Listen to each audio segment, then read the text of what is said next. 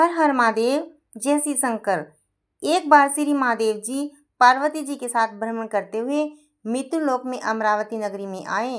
वहाँ के राजा ने एक शिव मंदिर बनवाया था। शंकर जी पार्वती जी के साथ वहीं ठहर गए। एक दिन पार्वती जी शिव जी से बोली, नाथ आइए आज चौसर खेलते हैं। खेल प्रारंभ हुआ। उसी समय पुजारी पूजा करने को आए।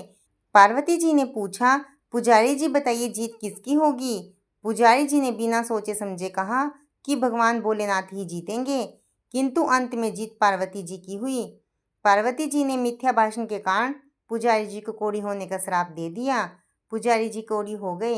कुछ दिन बाद देवलोक की अप्सराएं पूजन के लिए आई और पुजारी जी को देखकर उनके कोढ़ी होने का कारण पूछा। पुजारी जी ने सब बातें बतला दी। अप्सराएं बोली, पुजारी जी आप 16 सोमवार का व्रत करो, महादेव जी आपका कष्ट दूर करेंगे। पुजारी जी ने उत्सुकता से व्रत की विधि पूछी। अप्सराओं ने पुजारी को 16 सोमवार व्रत की विधि बताते हुए कहा कि सोमवार के दिन सूर्योदय से पहले उठें, फिर स्नानादि से निवृत्त होकर स्वच्छ वस्त्र धारण कर लेना चाहिए। इसके उपरांत आधा सेर गेहूं के आटे का चूरमा बनाकर उसके 3 भाग कर लें। फिर भगवान शिव की प्रतिमा के समक्ष घी का दीपक जलाकर गुड़, नैवेद्य, फूल, बेलपत्र, चंदन, अक्षत, जनेऊ का जोड़ा लेकर विधि विधान से प्रदोष काल में भगवान शिव की पूजा करें। पूजा के बाद गेहूं के आटे से बनाए गए चूरमे के 3 भाग में से 1 भाग भगवान शिव को अर्पित करें और 1 आप ग्रहण करें। बाकी भाग भगवान का प्रसाद मानकर सभी में बांट दें। इस विधि से 16 सोमवार व्रत कर 17वें सोमवार को पाँव सेर गेहूं की बाटी का चूरमा बनाकर भोग लगाकर बांट दें, फिर प्रसाद ग्रहण करें। ऐसा करने से शिव जी आपके सारे कष्ट दूर करेंगे। यह कहकर अप्सराएं स्वर्गलोक चली गई। पुजारी जी यथाविधि व्रत कर रोग मुक्त हुए और पूजन करने लगे। कुछ दिन बाद शिव पार्वती जी पुनः आए। पुजारी जी को कुशल देखकर पार्वती जी ने रोग मुक्त होने का कारण पूछा। पुजारी जी के कथन अनुसार पार्वती ने व्रत किया। फलस्वरूप कार्तिकेय जी पार्वती माता के आज्ञाकारी हुए। कार्तिकेय जी ने भी माता पार्वती से पूछा कि क्या कारण है जिससे मेरा मन आपके चरणों में लगा। पार्वती जी ने वही व्रत बतलाया। कार्तिकेय जी ने भी व्रत किया। फलस्वरूप उसका बिछड़ा हुआ मित्र मिला।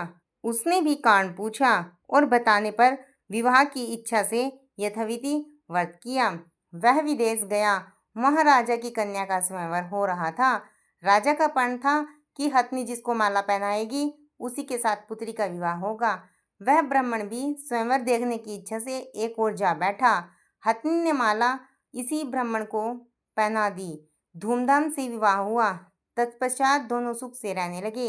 एक दिन राजकन्या ने पूछा कि आपने ऐसा कौन सा पुण्य किया जिसे राजकुमारों को छोड़ हथनी ने आपको चुना। ब्राह्मण ने 16 सोमवार का व्रत विधि बताई। राजकन्या ने पुत्र प्राप्ति के लिए व्रत किया और सर्वगुण संपन्न पुत्र प्राप्त किया। बड़ा होने पर पुत्र ने पूछा, माताजी किस पुण्य से आपको मेरी प्राप्ति हुई। राजकन्या ने सब विधि 16 सोमवार व्रत बताया। पुत्र राजा कामना से व्रत करने लगा। उसी समय दूसरे राजा के दूतों ने आकर उसे अपनी राजकुमारी के लिए चुना। आनंद से विवाह संपन्न हुआ। राजा के दिवंगत होने पर ब्राह्मण कुमार को राजगद्दी मिली। वह इस व्रत को करता रहा। एक दिन अपनी पत्नी को पूजा सामग्री शिवालय ले चलने को कहा, परंतु उसने दासों द्वारा भिजवा दी। जब राजा ने पूजन समाप्त किया तो आकाशवाणी हुई कि इस पत्नी को निकाल दे, नहीं तो तेरा सत्यानाश कर देगी। प्रभु की आज्ञा मान उसने रानी को निकाल दिया। रानी भाग्य को कोसती हुई एक नगर में बुढ़िया के पास आई। उसका हाल देखकर बुढ़िया ने उसके सिर पर सूत की पोटली रख बाजार भेजा। रास्ते में आंधी आई, पोटली उड़ गई। बुढ़िया ने उसको फटकार कर भगा दिया। वहां से तेली के पास पहुंची तो सब बर्तन चटक गए। तेली ने भी निकाल दिया। पानी पीने नदी पहुंची तो नदी सूख गई। सरोवर पहुंची तो हाथ स्पर्श होते ही जल में कीड़े पड़ गए। उसी जल को पीकर आराम करने के लिए जिस पेड़ के नीचे जाती वह सूख जाता।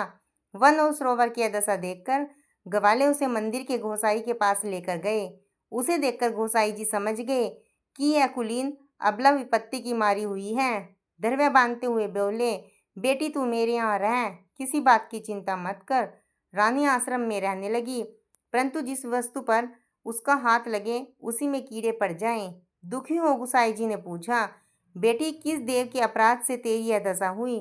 पुजारी की बात सुनकर रानी ने सारी घटना बता दी।